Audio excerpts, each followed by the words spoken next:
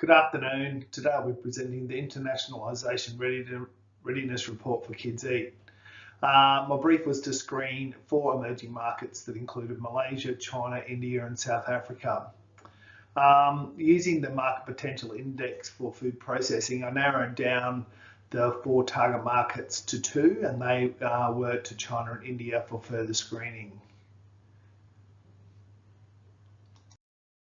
It's noted that China and India have impressive economic profiles. Both present significant opportunities to businesses trying to enter their markets.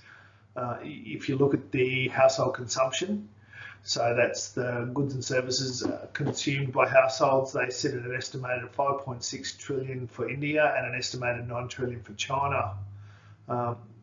Children, that age group, our consumers, the 0 to 14-year-old, over 25% of India's population sits in that bracket. That's 342 million children. In China, the same age bracket, 0 to 14, there's an estimated 242 million children. However, given those stats, there is one standout country alone, and that's China. China is the biggest importer of goods and service with an annual estimated spend of $2.4 trillion.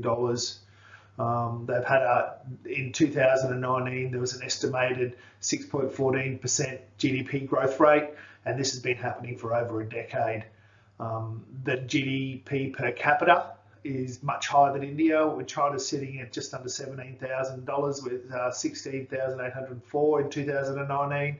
Whereas India in that same year was just under $7,000.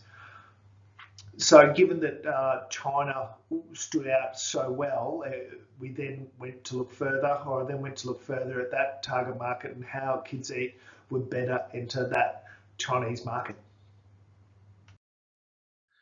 So to assist with the entry strategy, I used a SWOT analysis, and this was based upon the research of the food value chain at Melbourne University that was looking at Australian businesses entering into the food market of China.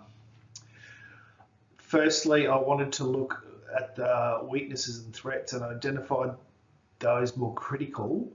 The first was the competitors, the multinational enterprises that are already targeting the consumer group in China. They consist of Nestle, Danone, Bellamy Organics. They've all got baby food businesses in China. I then looked at the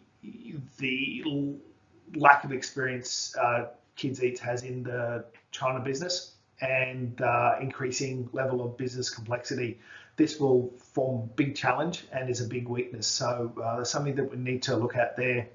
The next and probably more importantly is the lack of guanxi and the relationships already established in China. So I think while these are the weaknesses and the threats, we need to overcome our weaknesses and eliminate those threats over time.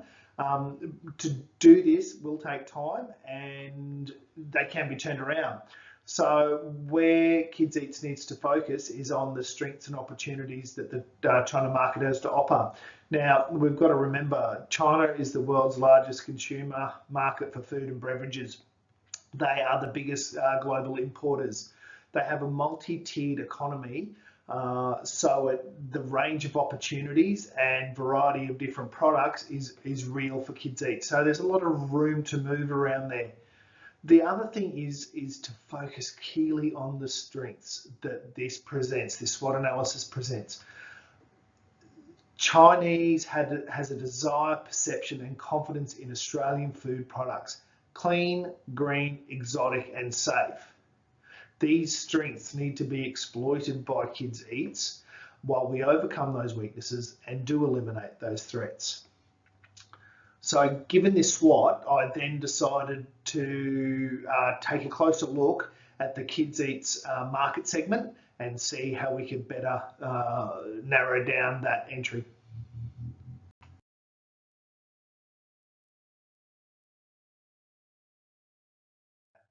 So I use their standard marketing strategy of the basis of market segmentation, where we looked at the geographic, psychographic, behavioural and demographics.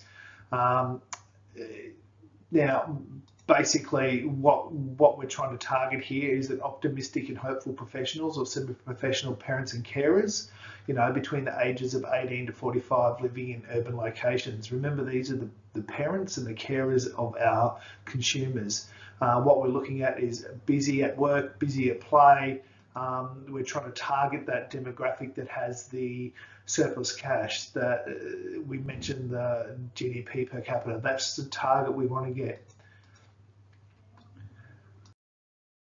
Yeah, so from here, it's recommended as the entry strategy into China that an export that Kids Eat should use exporting. Given this is the Kids Eat's first entry into the international market, there are complexities still to overcome and understand about international markets. Now, exporting is a common first entry point. It has minimal risk, maximum flexibility. The costs are lower. And while we're doing it, we can test the markets. We can test new markets while in China. Just remember, this could be the first phase for Kids Eats. That first phase is to learn how to do it, to promote it, and then to start exporting.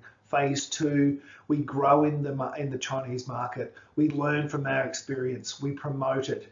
And then in phase 3, we either boost sales, we boost exporting, we franchise. We could look at equity joint ventures, or we can look at FDI. But I think right now our main goal is to get into this market, and exporting is the recommended path. Thank you.